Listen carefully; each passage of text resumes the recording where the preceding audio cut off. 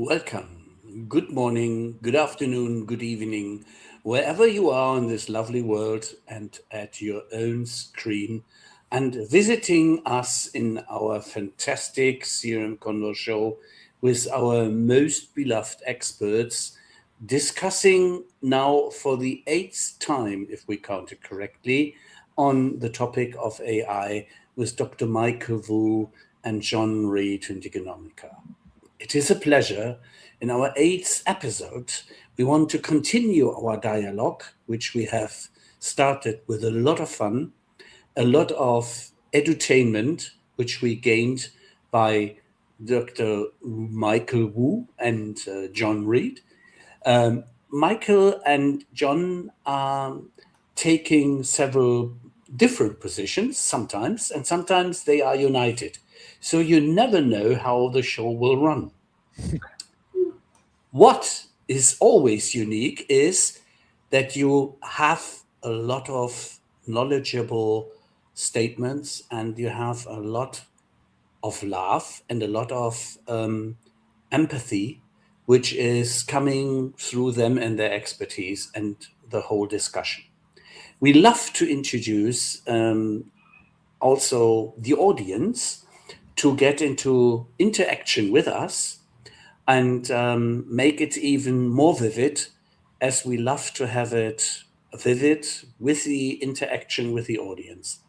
And so that I no longer goof around in introducing Michael, it would be my pleasure if you start giving us some knowledgeable words about your expertise, your way to now, and then John will add and tell us a bit about him. Please, go ahead. Sure. Yeah, it's my pleasure to be here again. I think for the debate is probably the eighth time, but I've been here many more times before we started this debate, the Great Debate series. So I'm currently the Chief AI Strategist at Pros.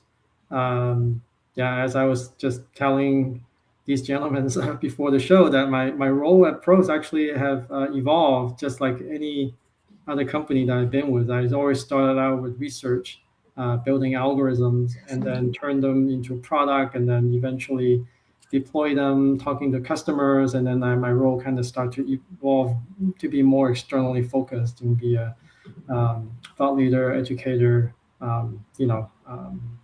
supporting various interdepartmental efforts within the organization, all around AI.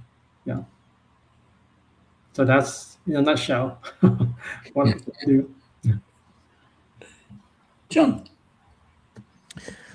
Yeah, well, I'm always a little bit unconventional in how I approach things, and I think sometimes that's good, and maybe sometimes it's very aggravating for people. With Dr. Wu, it's always interesting because there's an element of straw man to these debates, because while I have some very, very serious problems with some of the AI leadership, and I use that term as an oxymoron in this world, I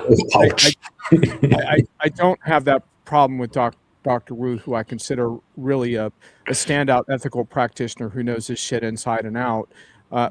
However, sometimes we do have disagreements, and I think those disagreements are productive. And I don't know about you all, but I think sometimes customers can benefit more from a strong discussion than they can with different points of view than they can from people echoing the party line all the time. And so hopefully that clash in perspectives is interesting for people. And for me, what I'm trying to do is to dig very deep into the technology, but also speak to the things that I have much more history with around enterprise projects, around culture and creativity and workplace culture. And I'm just very interested in how we get to a better place with enterprise AI projects, because I do think it's possible. And then I'm also really, really concerned about the AI direction and the state of the world. And there's a lot of reasons why I'm concerned about that. And the technology might only be a small part of those concerns, to be honest with you. But nevertheless, these are really potent topics. And I'm teaching another workshop with college students on Thursday. And it's always very, very humbling for me to attempt to be of service to them. And I don't know exactly what the right thing to tell them is about their futures and their concerns. And to me, that's the highest bar for me in my life, is to try to be of some service to them. And I've learned probably more from them than vice versa. But I hope these discussions help that. And then on the flip side, a really interesting customer conversation last week where I asked a little bit about the bombast and the noise, because I believe the markets are pretty irrational in their understanding of AI right now. And there's so much fear mongering that I don't believe has a technical basis in reality. And so I asked this customer how they're dealing with it. And they said, well, we have 300 data scientists and AI specialists who are doing pretty well rolling with the changes. And he said, then we have about 7,500 employees who are scared shitless. And I don't think that's unusual right now. And I think, unfortunately, some of those fears I think are real and healthy, but I think a lot of them are drastically overstated. And so anyway, I hope that in this conversation together, we can maybe advance that a little bit. And if we have some good debates, great, but I'm much more interested at the moment in advancing these conversations so that people can maybe feel a little better about their lives and how they can make a contribution amidst all this noise. Yeah.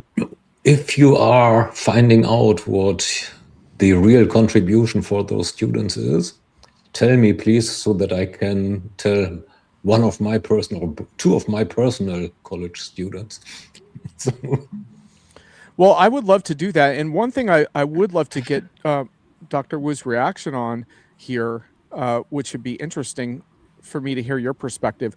I have some kind of grievances with terminology and what I consider lazy discussions. And one of the ones that I get very, very frustrated by that impacts young people directly is this notion that we no longer need domain expertise.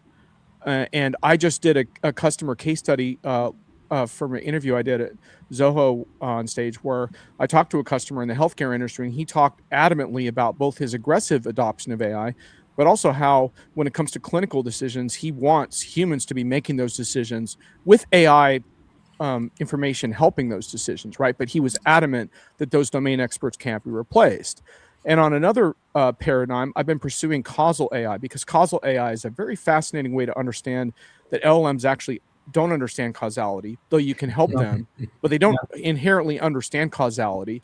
And one of the keys with building causal graphs that can help LLMs understand causality is a domain expert has to review the information, because to make accurate decisions in a domain, only domain experts can really identify the hidden factors that might be influencing the results that LM might not be aware of. So my thing I would throw over to Dr. Wu in the context of this is, I think we should be encouraging young people to continue to pursue domain expertise. Now, granted, they're going to have to pursue it in different ways using different tools, perhaps, than the ones we grew up with.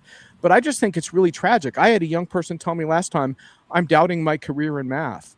And because these machines, and first of all, I talked with him a little bit about some of the challenges these machines have with math. But the point is, they can be pretty good at math. And I'm just like, look, there's all these problems that need solving, all these medical problems, all these advanced issues that we're trying to struggle with as a society. Don't give up on your dreams because a machine can do stuff. And I'm really interested, Dr. Wu, in what you think about that. Yeah, I think first of all, I think the notion of causality is definitely the case. In fact, nearly all machine learning AI are built, using supervised learning or reinforcement. These are all trained using correlations within data. Yep. There's no notion of causality, So usually the causality is actually inferred by people who's interpreting the data. Yep. Okay.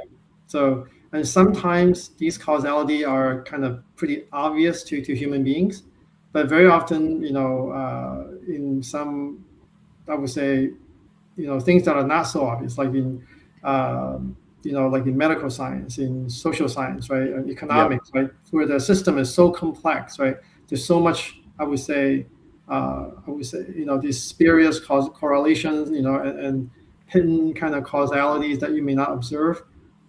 So those are actually pretty hard to infer, right? I mean, if you push something, it falls, right? It's pretty obvious. The physics of the world, right? That's obvious. But when you look at a really complex system, like ecosystem of animals in the ocean, or climate and all this stuff, it's actually very, very hard. It's not quite clear that which variable causing which one. They correlate it. So it seems like when two things are moving, correlate just say they move together, right? But it could be, if let's say A and B move together correlated, right? It could be A causing B, or it could be B causing A, right? Or it could be another variable C that's causing both A and B, right? So it's very complicated in the reality. It's actually, in reality, it's probably much more complicated, because these variables there's usually much more than 3 variables involved, right? So yeah, so that's kind of the limitation of, I would say, all of these AI that we have today. Like this understanding of causality and effects. Yeah. So in respect to students, right? I think that I think that the way that we look at AI is completely wrong. I think this notion of enterprise using AI to replace human is completely, I would say, the dumbest use case, the lowest denominator use case. I always think that, like using AI as a teacher, right? Where you can actually, let anyone to fulfill their dream, right? Suppose I have, let's say, what's an area that I have no knowledge of, like, I don't know, oceanography. I have nothing. I don't know anything about ocean marine biology or anything like that, right? But let's say I'm really passionate about it, right? Now I can learn about it. I can learn all I want about it, and it can actually teach me to the point that I can almost become an expert, right? Almost like kind of maybe not a true expert, but at least I could speak the language. I can actually talk to an expert, actually learn further, deeper from those experts, right? So that's the thing that we should think about, right? I think the example that you give about this math student, right, who felt that he should not, maybe he's questioning, doubting whether he should pursue math or not, right? I mean, it's not the case that the best mathematicians who are at the level of the AI's kind of edge, the limit right now, didn't exist before. You just didn't know about them, right? They exist anyway. They exist somewhere around the corner of the earth, right? Publishing paper that no one reads, no one cares. Maybe no one cares to read about it, right? They're there, right? You didn't know about it. That's why you think that we have this overinflated self-confidence, right?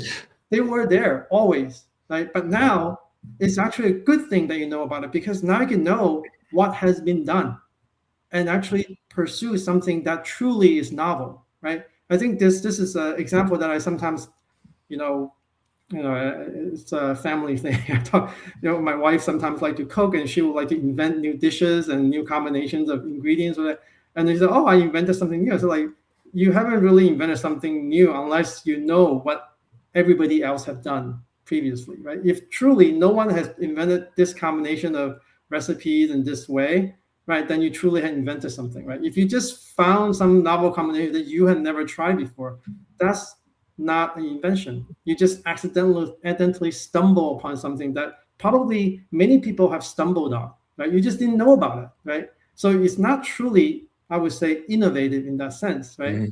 And I think having these AIs right now, you can actually, bounce your ideas off this AI and question and see who has actually done something like that, right? And you could actually truly focus on something that no one has done, and actually providing even more value than if we just stumble upon something that someone has done, right? We just reconfirm that, okay, that's probably a good dish. Someone probably liked it, and they tried it, and it's a good idea, right? But if you truly focus on something that's novel that no one has done, right? And if you really are trying to be innovative, you can actually bounce these ideas of, has someone done this? Have someone used this idea? And if the AI said, I don't think so, I've never heard something like this, this, and you should gravitate towards that and actually focus on, because that is something that's truly, truly innovative. Mm-hmm. Okay?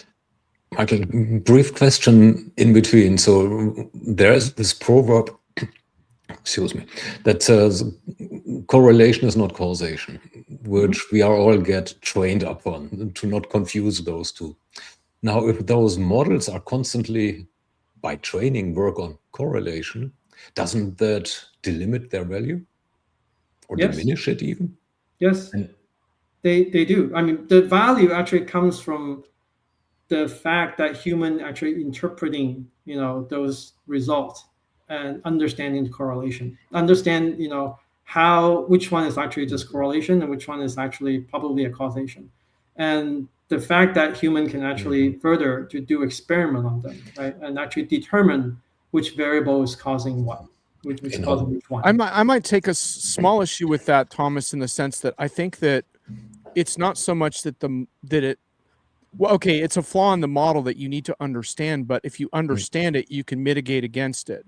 The problem that I have is that the way these models are idealized as and improperly referred to as intelligent, when in fact they're a facsimile of intelligence, it causes serious problems, because then you let yourself off the hook to actually understand the causal factors that lead to good decisions.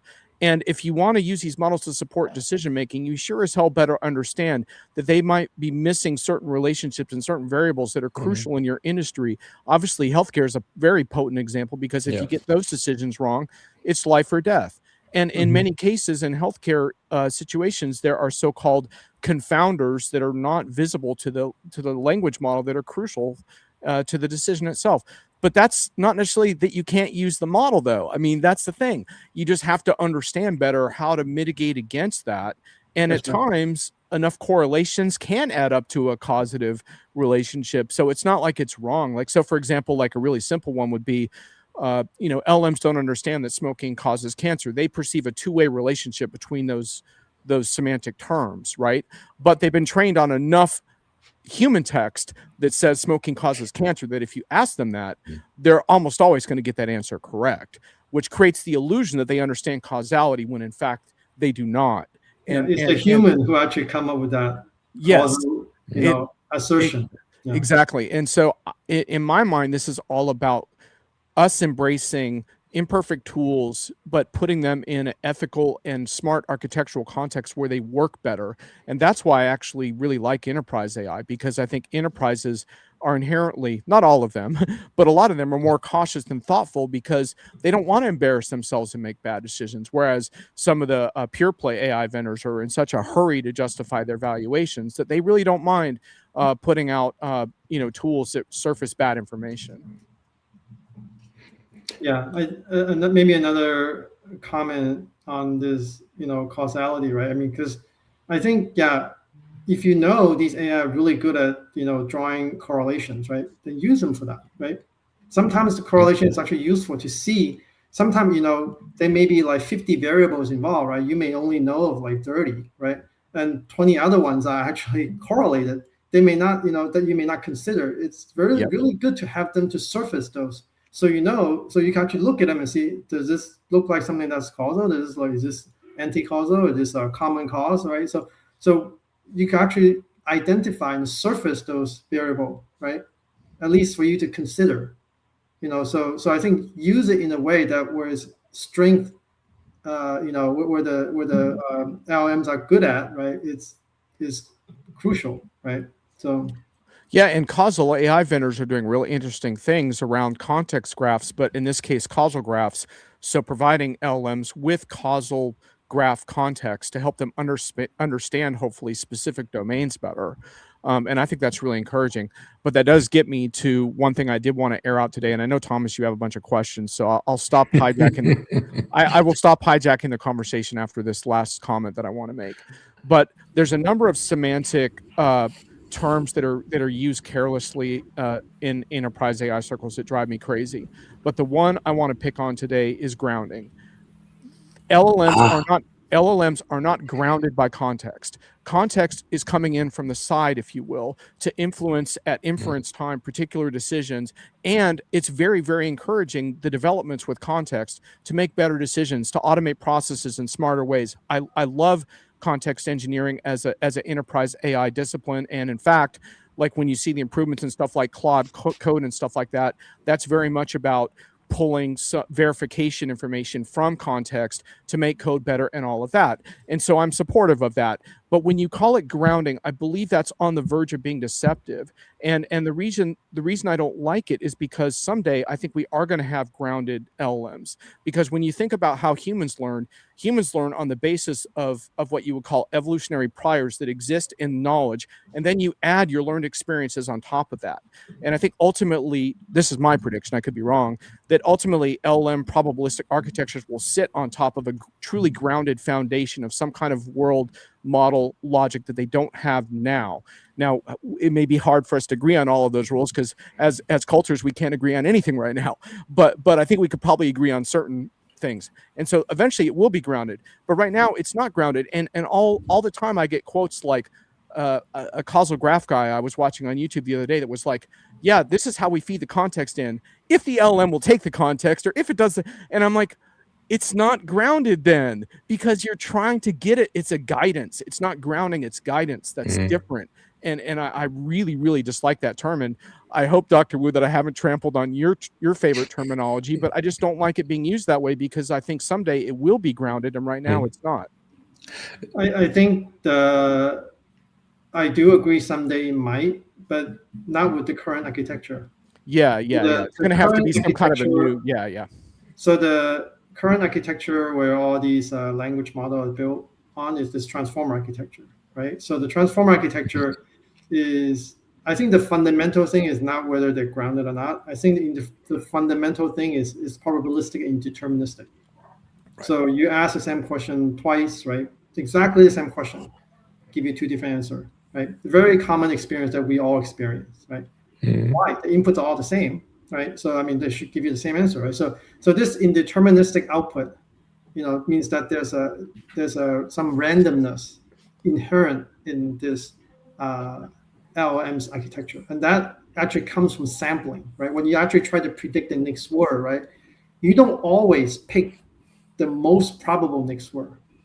You sample, right? And your sampling is like you're drawing something from a bag. You're just drawing.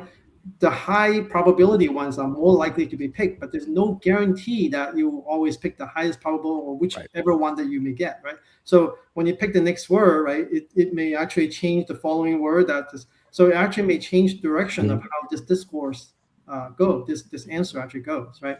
So that indeterministic output, right, it's the problem, right? So people actually already have these what we call recursive language model, right? So they actually is built upon a grounded kind of a searchable kind of facts, right?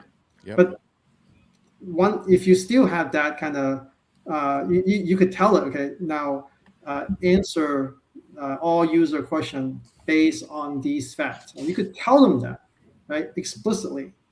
But because it is still sampled and explored, right? The sampling you cannot get rid of it, right? It's always going to be some probability, non-zero probability that you can actually, stray away, right? And that's just you just cannot control that for now. Yeah, and all I'm trying to say is that enterprise AI vendors are making the claim a lot of time that through better context and better data that they can eliminate that problem through grounding. And I'm just saying you can't eliminate it. You can mitigate it and you can improve it. And in many cases, the improvements are good enough for some really important use cases that are I think delivering results for companies right now. So I'm not poo-pooing it at all. I just if I had to pick the term that bothers me the most, even more than things like digital worker and intelligence and reasoning and all of those, that's the one that bothers me the most because I just think it's a misrepresentation of what's actually happening. And I think if we understand that better, then we understand, hey, we're not always going to get the right results. One of my favorites, Michael, to your point, was Apple at one point used as part of their prompt, don't hallucinate, which is one of my favorites. Don't hallucinate. That's going to work great. Oh, yeah, sure. They don't understand what hallucination mean yet, right? So very often, the early days, certainly the case, what they do is like in the system prompt, right? Before your prompt even gets to be read, right? There's a system prompt that's always appended to the beginning or the end of every single prompt that you type in, right? So that's a system prompt, right? They will actually sound like, only answer this user based on, the facts, or these search kind of retrieve documents, right? Or that's based on, retrieve information, right? So those are part of the system prompt, right? But it's even if you explicitly stated that, right, it will still, I would say, hallucinate. Yeah, because of this indeterministic nature of this probabilistic model. Yeah. Right. Before we are getting a bit more into what John already alluded to, value, let's continue a little bit on that detour. Or would you agree that there is a bit too much anthropomorphism going on in that Sure. science? And in how far would it help to get rid of that? It's very hard. I think that's, we humans tend to anthropomorphize things, right? And that's just a nature, almost a human nature, right? I mean, I forgot the name of that movie that Tom Hanks was stranded in an island, the Castaway or something. I forgot that. He anthropomorphized that the volleyball. It's a Wilson brand. He called him Wilson. He treated them. I actually could not, when I watched the movie, I cannot actually, grasp why would he be so attached to a volleyball, right? I mean, to just but he anthropomorphized it and he become attached to it. When he actually floated away, he was crying, and it struck me as something that, like, wow, I mean, is that, if I get stranded, I would probably never do that, but I don't have to. I'm not stranded in an island with no human attachment, right? With no human engagement at all, right? If I were put in that situation, would I have done the same thing? I'm not sure, because that's the thing, like, we yearn for this type of human connection. So, you hear these AI become, best friends with people, right? And it's actually pretty dangerous, emotionally. Yeah.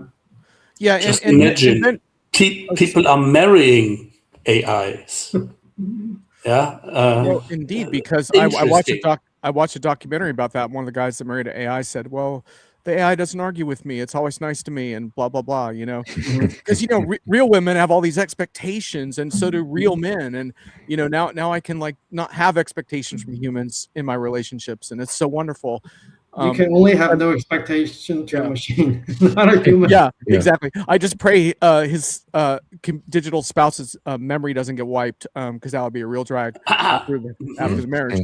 But vendors contribute to this problem because, like, Anthropic, for example, which is one of the vendors that promotes reasoning the most, actually did a study that shows that it's not actually true reasoning, right? So we use words like reasoning, but look, I mean, to some extent, Dr. Wu's right. It's we relate to those terms and we understand them. And I like to have semantic debates to a point because it makes us smarter, but then we have to step back and say, for example, Thomas, to your point on customer value, like, I might say to a vendor, like, I don't consider what you're doing intelligence, but at the same time, if it approximates intelligence in the sense that it helps your company and your teams do your jobs better, then to an extent, it doesn't matter what you call it, right? It's still helping people, right? And so to an extent, I have to back off some of my purity there and say, look, what you're doing is helping people. It's helping people do their jobs better. It's giving them the information they want. To Dr. Wu's point, in some cases, it's empowering people to ask questions of systems they could never ask before. And there's a lot of data that shows that helps employees that have been a little subpar kind of raise their game pretty quickly. So, I'm not going to sit there and poo-poo that because they're using the word intelligence all the time. But hey, we're on the great AI debate, so I can complain about that today. Yeah, I think that the challenge is that, like, there probably isn't another term that's better, right? I mean, the thing is that we use these terms because we understand what they are, and this is just close enough, and we kind of we can always preface it with something like machine intelligence or whatever, artificial intelligence or machine intelligence, something like that, right? But it at the end of the day, it's kind of, if we keep creating new words like that for every new thing that came up to distinguish them, the fine points, right? We will have words that are so long that doesn't get us anywhere. It just takes a while to understand what we are even talking about. So I think it's a kind of just a shorthand, and we just have to keep reminding people that this is the reality. The reality is not truly intelligent. You call it intelligent, you call it, but when you're actually using it, you have to be 100% kind of be cognizant about the fact that that's actually not a truly intelligent being that you're talking to. Right. It just and you need to change the way you work and change the way that your expectation of the outcome, and know how to verify and be diligent about how they respond to you, right? So I think so that is a piece that I think the society hasn't really caught up yet. It's something that I've never seen before, right? It's probably more intelligent than anyone that they've known in their entire life. Science, law, medicine. It's like, wow, that's like, Intelligent or educated? yeah. So, well, I mean, I would say that. Yeah, but then they're going to knowing encounter the facts, right? Knowing the facts out there, knowing what the law says and what the research found and everything, right? So I see intelligence a little differently, because I always treat intelligence as the ability to properly use these knowledge, right? So I think these language model can get you those knowledge. How you use it, it's up to you, right? Right. And adapting to novel situations, which is what these systems are not good at for the most part. And, and don't forget, Dr. Wu, the jagged intelligence problem too, where you can be wowed by these systems in 1 minute and then they can blow you away with their stupidity in the next. Yeah. And most of the frequent users of this systems encounter this, and then they get very confused as to what to trust and what not to. And the reason I emphasize the language to some extent is that when vendors go around bragging that their models reason, it does a disservice to customers, because it doesn't help customers understand that those models aren't going to actually be able to explain all that much about how they arrived at a decision in an accurate way. But there's ways you can do that through, for example, context graphs, where you can actually link to the source documents and show people like where some of this information was pulled from. And so what I really want to see vendors do is take a little more chance on being a little more transparent and say, look, these tools can help you do incredible things, but we also have to mitigate against some of the downsides and make sure we manage your risk and your privacy. And look, some vendors are doing a good job of this. I'm not going to throw them all under the bus, but I think there's a time now to kind of step back a little bit and say, we want to earn your trust. We want to do that by explaining to you a little bit more about how this works and how we can get more out of it, but how we can also be transparent so that you can audit your results and figure out what went wrong when it does go wrong and all of that. And anyway, so that's kind of one reason why I attack this, is because, like, I think vendors misuse these terms, and it's to their own detriment, because they're not going to earn the customer trust that way. Related to all this, I mean, we are in a kind of a phase of bigger is better when it comes to models. I disagree. I disagree. Yeah, but finally, debate. I don't think it. I think the bigger is better kind of argument is. I think it only goes up to a certain extent, right? So once it becomes so good, right? I mean, like in every domain, right? It's really not necessary for it to be for any person, right? I mean, we don't work in every domain, right? For example, I don't need to know anything about oceanography in my work. I don't need to, right? I mean, I would, as a hobby, maybe I want to, but I don't need to, right? So for my work, I only need to know, I don't know, 5-10 industry that we serve, or and within our technology stack and everything that I need to know, right? I mean, that's all that's necessary, right? And then maybe some of the adjacent one, but that's far from the kind of the completeness of the knowledge that human has created, right? And I think that's all is really necessary, right? I think the large language model, right? The large part, I think, will probably eventually, become less of a differentiation, right? It will actually, because we know that, from distillation and all these ways of training this language model, like mixture of experts and these type of techniques, right? We can actually get a language to perform really, really well at within a certain domain, right? Once you venture out of that, then typically the performance degrade, right? And the good thing about that is that, like, well, in reality, you don't really need to know anything beyond certain domain that you're interested in, right? And is it? But sorry, hold on. But the thing is that, like, once you actually focus it in this smaller language model in this domain-specific way, the cost to run them dramatically decreases, right? So in terms of the ROI, is actually much, much better in that respect. That's why they will win in the long run, right? isn't probably focused or smarter not to be preferred instead of bigger? Mm-hmm. It is the problem, Ralph, is that it doesn't support some of the market valuations that exist right now, and that's why there's fragility in these markets, or one of the reasons why there's big fragility in these AI markets. And man, I'm looking for something to disagree with Dr. Wu on. I'm having trouble right now. Look, the big AI vendors are, if they could snap their fingers and try to improve their models with an increased massive scale and massive compute from where they are now, they would do it. Like quantum or whatever. Quantum has its own set of problems, though. But the point is, if they could do it, they would. But the problem is they can't.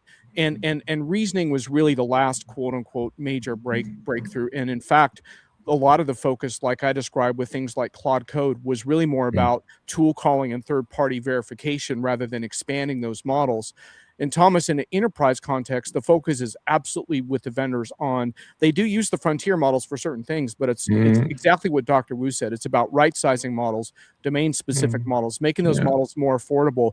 And in fact, I pulled a quote from a YouTube video from a guy named Christopher Lovejoy that I really liked on that. He said, our best bet is when it comes to vertical AI applications, the systems that you build for incorporating your domain insights is far more important than the sophistication of your models and your pipelines. The limitation these days is not how powerful is your model and whether it can reason to the level you need it to. It's more that can your model understand the context for that industry, for that particular customer.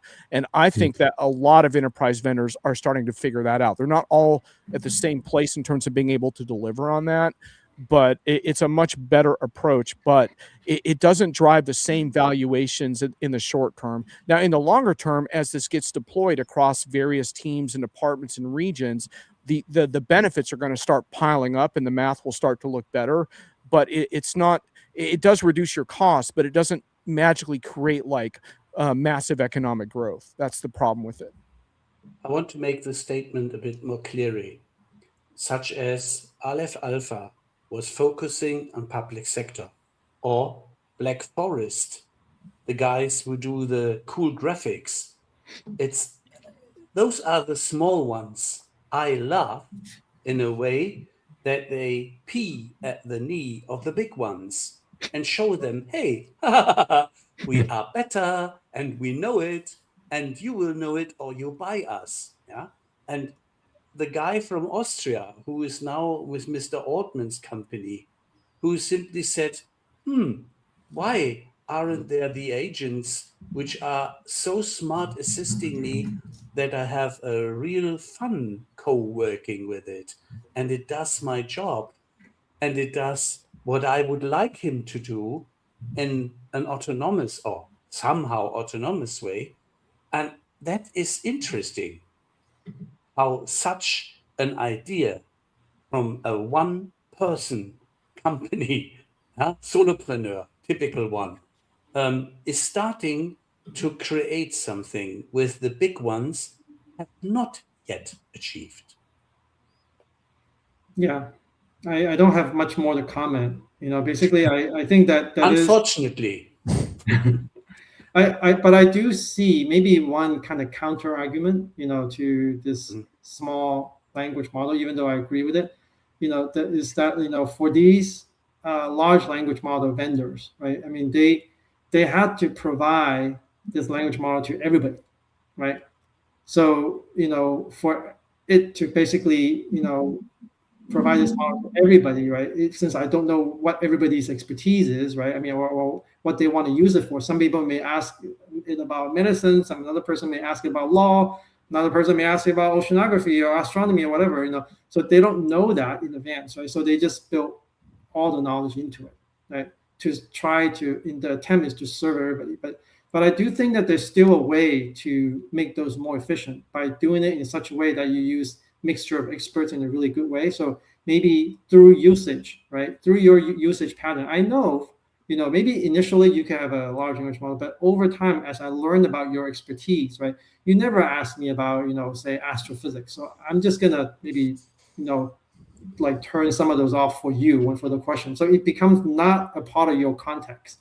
Right? You when you ask something that could be construed as astrophysics, it doesn't even gonna consider that. Maybe you're just asking something similar, using similar words but in a different domain, right? Like, like very recently, because we move houses, we need these washers. This is screw that actually apply a little bit of a bigger surface area when you screw stuff in, right? Yeah. Washer is a very, this little metal disc, right, for construction, for in a hardware store. But normal people would think it's just like a clothing washer, like a machine, right? And so I think there's sometimes, very often is the case that the exact same word could mean something completely different in different contexts, right? And I think that this again comes back to the fact that our human brain only have certain capacity to remember so many words, right? So we can't have infinite amount of languages with really long terms, like if imagine those. If you remember your organic chemistry, right, those names of those compounds literally name every molecules out there is crazy, right? I mean, we don't have ability to remember all those off our head of our brain, right? So I think that's just the human limitation that So over time, I think these large language model vendors will find a way to, I would say, hone in on what your needs are, or the type of question that you typically ask, right? And maybe reduce kind of the computation that's necessary to execute a certain thing, even though initially they may use the full kind of language model before they actually figure it out. Is that kind of an argument that speaks for smaller models that are grounded in? Thomas, come on, man. I know. Well, I needed to grounded in. No. Sorry, man. I had to flag you on that. I'm sorry. I mentioned early on that I do agree with the small model, but I do think that as a count, if there's one counter argument for a large language model, right, is at the beginning before they figure out. That may be a use case for it, right? Because they need to serve everybody, and everybody's collectively, is the need is for everything, right? So, where I actually wanted to get into is the value equation again. So, I mean, if those thingies are probabilistic, now if we are, and why are they probabilistic? To some extent, because they need to infer the conclusion. And that is because we basically outsourced the intelligence. I'm waiting for the button again. Outsourced the intelligence. I'm only picking on that one word. I've agreed to be flexible on the rest of them. Into the model, instead of applying said intelligence beforehand to make those models more precise and solve the questions for the particular domain, washer, for example, instead of trying to figure out whether washer is washer or actually a dryer or this little disk. So Thomas, I mean, the way I think about this is that these I think it's really important to understand that these are inherent limitations. And the reason that that's important is because there's so much propaganda that in a year or two, these things are improving at a rapid rate. In a year or two, this will get solved. No, it's actually an inherent limitation of this current architectural approach on transformers with probabilistic systems. It's not going to get solved. It can get improved a little bit.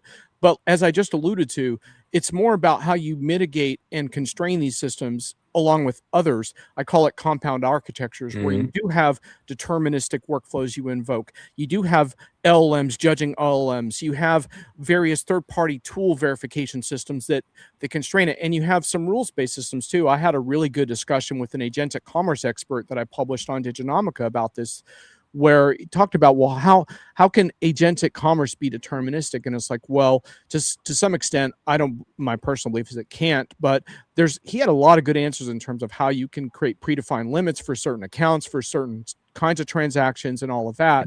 So the LLM, in other words, might not always get it right, but if it's rejected by the deterministic rules of spending in this case when it's wrong, then what's the harm done? right? In other words, it might as well be deterministic in that case if it doesn't mess you up.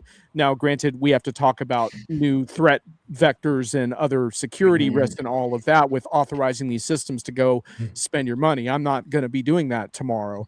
But my point is that I think the discussion needs to shift a little bit towards building smarter architectures and around these systems rather than just saying, oh, well, in a year or two, it's all going to be fine. Now, that example is, sorry, Michael, but that example brings me to the other value question. I mean, what we are doing now is doing the same shit, just differently. Yeah. So, and you just basically emphasized on that example. So I have someone who approves my decisions or not, human, right? My decisions or not. Now, if I replicate the same thing with one machine approving or disapproving the decision of another machine, this is essentially the same, replicating the same process. This is digitization, not even digitalization. Well, I'm glad you asked that, Thomas. Not far from digital transformation. So, well, let me just say one thing, and then I'll let you finish, and Dr. Wu can comment. But it's not just digitization from a user experience standpoint, because in this agentic commerce scenario, this person's interacting with their favorite chatbot, and they're having entertaining research, and now they want to do a purchase. That's a different user experience, Thomas. It's not just the same old thing. It's different in the eyes of the user. So that's why it's considered to be a huge industry, and that's why people are pursuing it. So anyway. Yeah, I'm not sure I quite understand your argument here. Whose? Your argument. Basically, what are you saying, that they're doing the same thing? I mean, I don't think they're doing the same thing. Well, if there is one entity doing the approval of another entity, we are basically following the same process that we had before. That's right. But there's the difference. Okay. If that's your argument, right? If that's your argument that you claim to be similar, then I would say that, look at the example of flying a plane.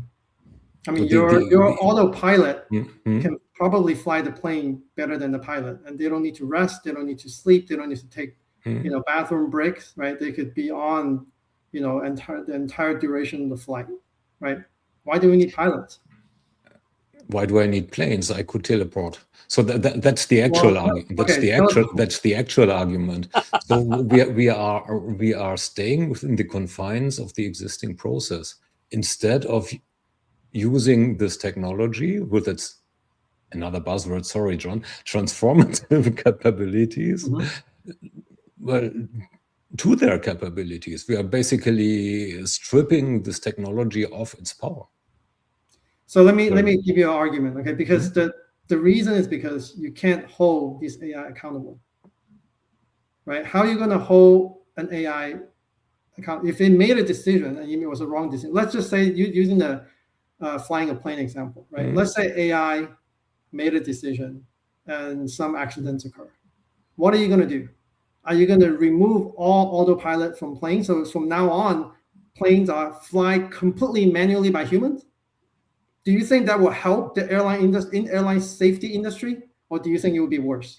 What I do think is that the example that you are now using with autopilots and pilots is that you are sticking to the box. You are staying inside the box, whereas this is a technology that very well might be far better off if you are getting out of the box and using more. That's why I said teleportation, which we obviously don't have. But this is in the up. So let me rephrase the argument a little bit, right? Whether it can stay in the box or outside of the box, right? You still cannot hold an AI accountable. There's no way. I mean, like I said, you cannot fire your autopilots, right? I mean, in fact, if you actually remove autopilot from all planes, right? Probably. Do you think that air traffic, our air, accident will increase or decrease? I think it will probably increase, right? So probably, probably increase, right? So you can't, even though AI made a mistake, you can't get rid of the AI. You cannot hold an AI accountable. No, but the manufacturer. So the reason why we still need an actual human pilot is that they are the one who have to be held accountable, even though they take the suggestion or the recommendation from AI and execute some action. They put their stamp on it. They are accountable for the AI's decision. Dr. Wu, I think we have our debate solution. We can fight with Thomas. Somebody needs to spark it. So yeah, let's fight with Thomas. This is great. If you don't do it, yeah, I'm eager to fight with you on this. So the bro hammer and the contrarian. Yeah. So a couple things here. First of all, first of all, I do think sometimes there's too much focus on sort of like what you might call more mundane use cases. But the thing is, let's say you do have a fairly boring use case that is, has some redundancy in it, but it reduces redundant labor. To me, whether that's exciting or not is all down to how you take advantage of that extra time with your employees. If you free them up to do imaginative or high touch scenarios that improve your business, that's a beautiful thing. If you just use it as a hammer to reduce staff, I think you're heading in the wrong direction. And so when you say boring, I think it has all to do with how you act upon it. So that's one argument. Now, let me give you another. A lot of times, starting with a quote unquote boring use case can be a good way of moving ahead. And so, for example, like the customer that I was working with last week, they realized, like, we're in healthcare. We can't have employees messing around on like Chat GPT and all of that. So we need to create a very well-governed internal architecture by which we can build AI applications, right? And so the thing about AI applications is you have to start with your own data and your own processes and start iterating, because you don't know exactly how it's going to turn out, to the points that Dr. Wu has been making. So you start with more boring stuff, but as you cultivate that internally in a safe environment, you start to get that co-innovation fever of seeing the possibilities with these tools. Yeah. And so just because you might start with something more mundane to get confidence, it doesn't mean you can't then push the envelope. And so I think it has to do a lot with the corporate culture in terms of how far you push that. So I don't necessarily reject like a boring start. What I do reject, and what you probably heard me say many times, is I really hate this AI first mentality of you must use these shitty tools. Like, look, if the tools aren't good, no one's going to use them. If you free people up with tools that are validated and safe, but allow them to redefine processes, most employees are going to use them. You know what? Most people want their jobs right now. They're going to use tools that help them do their jobs better. So you don't have to impose it as much as give them an opportunity to create an experiment in a validated context. And I don't personally, Thomas, find that boring at all. But I do acknowledge to you that if you stay in the shallow end of the pool here, you end up with these generic Copilot use cases where you go onto Reddit and all you see are people complaining about the Copilot they've been forced to use on their job. Yeah, I'm all about getting the boring stuff away from me. I meanwhile pay a lot of those vendors to help me getting rid of there's these 3Ds that one refers to, right? Dull, dangerous, and dirty. There's not much dangerous and there's not too much dirty work here, but quite some of it may be dull. So I'm all for it. Yeah. Oh, and by the way, we haven't talked about AI work slop at all today, so I just wanted to flag that topic. That's a really, really huge issue inside of organizations right now. Where's the button? and we also haven't talked about the looming geopolitical context and all the antics that have taken place with Anthropic and OpenAI and autonomous weapons and mass surveillance. And I think, like, while we don't need to debate these topics today, I feel it's important to name them because they're very, very serious issues. And, if we try to like sit down and solve these enterprise problems while the world caves in on us from the outside, that's not going to go very well. So I think as citizens, we need to really make the effort to inform ourselves on these things so that we can speak to our representatives and make our views heard on and this isn't a left or right thing or anything like this. This is a world citizen thing of what kind of world do we want to live in and what kind of rules should govern these systems, who should make those rules. Right now, I'm really uncomfortable with the backdrop of this conversation. Yeah, well, if the world goes to shit, then we are probably solving the wrong problems by optimizing enterprises. That's perfectly fine. Yeah. however, that's closer to what we are able to do, because none of us is close enough to those folks who make the other decisions. But, so when I look at some statistics, whether they are worldwide politics or just business, what we see is that on all levels, there is a lot of efficiency and productivity gained on all levels, whether we like them or not. Goldman Sachs didn't find that. Yeah, well, there are always exceptions. Well, they found there was no appreciable difference to the GDP at all, based on I AI. think the financial impact is hard to hard to quantify, but I think the productivity and efficiency gain is definitely there. Depends on the team and the person. A lot of people say they're just working harder. I think there's there's a different wealth distribution. That would be my argument, but that's going into the wrong direction as well. We're really struggling to get you through your question, so sorry. I will shut up and you can finish your question. We looking at the time, we actually should skip that and save it for the next iteration for number 9. And I mean, we have been incredibly fast today, so let's actually skip that. And I'd like to get into what we introduced a few weeks ago, which is actually ChatGPT introduced that. Oh, is this the dreaded lightning round? That's the dreaded lightning round. Oh, crap. That's an AI idea. So I admit to it. So 3 questions. I still love it. 3 questions to both of you. Ralph and I, shut up. Well, after the question, of course. I take question 1, Ralph takes question 2. If we are talking about governance rules that you'd enforce right now, that would slow down adoption of the systems, but prevent these types of incidents that we don't want to have, which we talked about earlier, which one would it be? So I would not slow down, but I would limit, I would say, the use case to, lower stake use cases, where we can actually promote the use even go faster, because that's when you figure out the limits of these systems, right?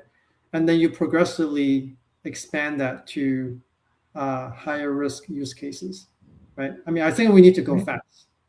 Okay. I don't think we should slow down, but we should go fast. But to contain the risk, we need to find and accelerate them in use cases where error or mistake in these decisions, I would say that the risk is pretty low, right? The downside is not humongous, right? And let human, right? Let the entire workforce figure out where the limitation of these systems are, right? And then so you go really, really fast. And then once you figure out the limitation, you hopefully the vendors and the researchers will fix those problems. And then you slowly expand them to higher, riskier use cases. Okay, John.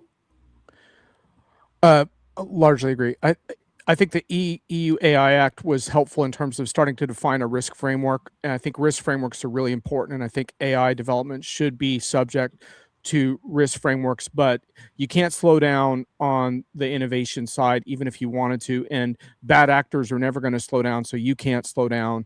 And by the way, part of your strategy has to be mitigating against bad actors who are not going to take your risk factors into account, right? So you can't regulate them, so you have to figure out what you're going to do about them too. Right. Okay. Yeah. Next question. Next question, gentlemen. Right. What's the fastest way to spot AI vaporware in an enterprise demo? What's the one question that makes it crumble? Because I like that question, Thomas. You go first on this, John. Okay. Vaporware. Yeah. Well, what is the ROI? That I could start there. Then everything will be vaporware if you do start there. Yeah. but I would want to have that conversation. I think. What problem are you solving would be another one.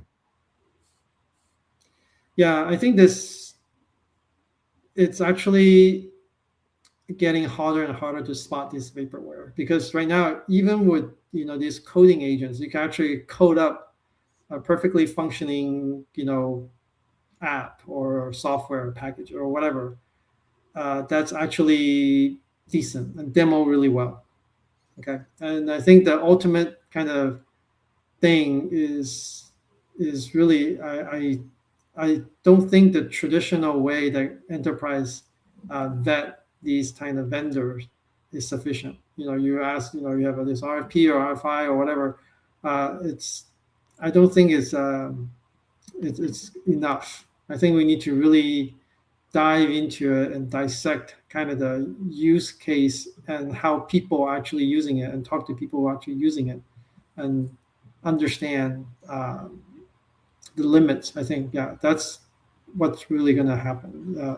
Probably what's going to be more beneficial in the long run. Another tried and tested question is, let me talk to a customer in my industry who's using your technology at scale. Yeah. That's customers. Yeah. That's a really good one. Yeah. And by the way, that works for just about every technology. That's from the old playbook. How do you price it is also a really good one, by the way. All kinds of interesting pricing models. Pricing, well, I don't think company have figured out how to price this, well yet. The thing is that, Right. it's people think this technology it's like a SaaS, like a software as a service. It's not, because the costs continuously increase with your scale as well, right? In SaaS, right, the cost increase and then it becomes kind of a fixed cost, right? And then your value continue to increase over time. Whereas in this case, if you use token, right, these are continuously going to increase. Yep. So the ROI becomes minuscule. That's why these financial benefits or true kind of ROI, right, is so hard to come by, right? The benefit is definitely there. The efficiency gain, yeah, you could do things faster and maybe even better, be more productive and all that. Those benefits are definitely there, but it's costly as well. Yeah. But Dr. Wu, the reason I would ask that question is not because I need to be blown away by the ROI, but I want to hear a vendor say exactly what you just said. Yeah. Right. I want to hear a thoughtful answer to that question. That's an excellent question by Igor in the chat, by the way. That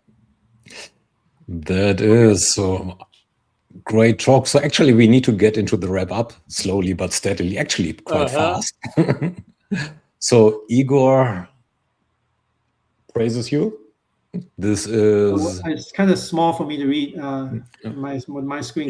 Yeah. He asks what the measurable return on AI does the agency deliver beyond vendor native AI, and how does it avoid becoming just another layer of lock-in inside business application defensive modes? Can I answer that and then pass over to you? So look, Igor, lock-in is always going to have a delicate balance with trust, because ideally you're going to want to work with some trusted vendors on this. And so there is always a little bit of a threat of lock-in, and you have to kind of manage that and mitigate against your, have more than one, option and trusted vendor. But ultimately with something like AI, I think you really do need to take a center of excellence approach and really own your AI strategy to a certain degree. And depending on the company, you have to figure out how much of technical investment you're going to make, because not every company can have a big data science team and all of that.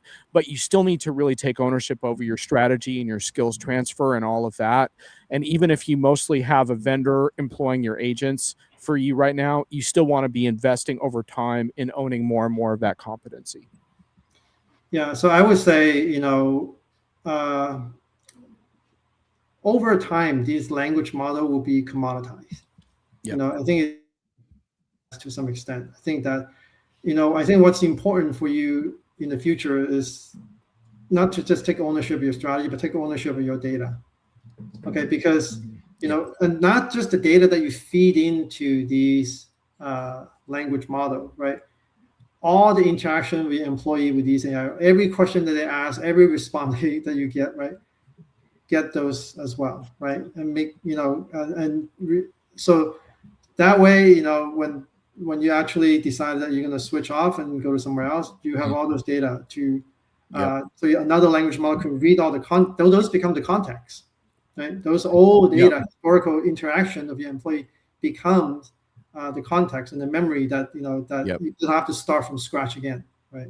Which we should have talked about more this episode around context. We should get into that more next time, because there's been a whole bunch of advancements there. Yeah, next time. So before we are getting into the full wrap-up mode, there's more praise. Praise. Hi, Irvin. Glad you like. I do not tend to disagree. No debate here. Thanks to both of you. This was amazing. Amazing again. And well, we now teased already for number 9, which will probably happen sooner or later. Let's time it with news. So again, thanks for your time. And next time we are looking into a topic that got mentioned here before, agentic commerce. I think we should ask the audience what they want to hear next, and then let them, comment, and then we'll give us direction. Yeah, give us direction, and we'll build. And then we stick to that.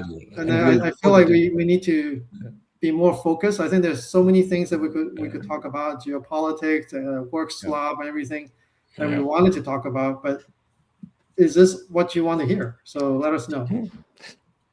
Well, the audience is still, the counter up there is still high, so we are probably have been doing quite good. But yes, call to action for everybody. Send us, or send me or Ralph a note about what we shall cover in the next AI debate with John and Michael. Till then, next week we are talking agentic commerce with our guest Rajan Balasundaram. My God. Sorry. Don't tell your guest what you said today. Or maybe you ask him, is this pure digitization or more? Yeah, well, I actually might. Excellent. All right. Get your popcorn ready for next week when Thomas asks his guest if this is just digitization. I love it. That's awesome. You can join in as well and add some spice from the sidelines. Maybe we bring you even in. Okay. Thanks a lot. And we are going backstage now. See you next week. Thank you, everyone.